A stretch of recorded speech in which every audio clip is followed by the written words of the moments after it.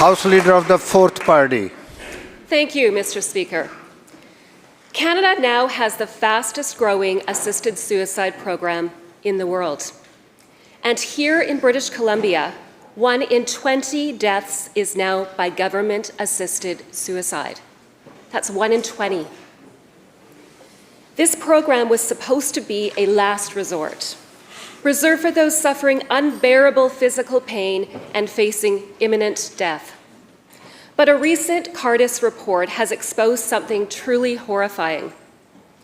42% of all MAiD deaths involved people living with disabilities, people who needed support, not a lethal injection. And 1 in 5 of those deaths involved people who were suffering from isolation and loneliness. Mr. Speaker, my question for the Premier is this. Why is this government facilitating the death of people who aren't dying when it should be providing them with the support and dignity they need to keep living? Minister of Health. Thank you so much, Honourable Speaker. The choice of an individual in a situation in which they are facing the most extreme, the most dire consequences is something to take incredibly seriously. That's why we have followed in the framework that has been set out by the federal government in respecting the rights of individuals to make these decisions and using a system of accountabilities to ensure that these decisions are made with integrity, with support and with compassion.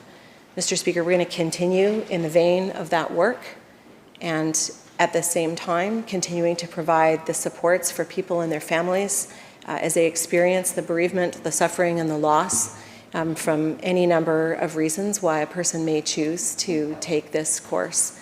That's an incredibly serious topic and one that we will continue to listen to experts in various fields as we guide this path forward. Thank you.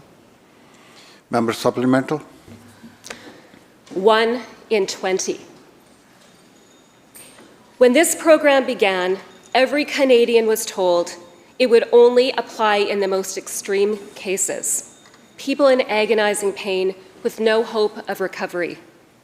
No one, and I'm sure not a single person in this chamber, believed we would ever come to this.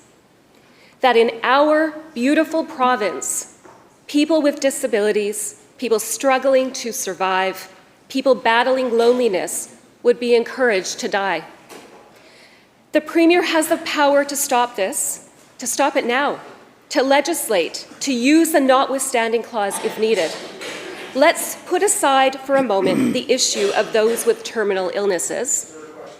Mr. Speaker, will the Premier at least introduce legislation to stop the government from killing people who aren't actually dying?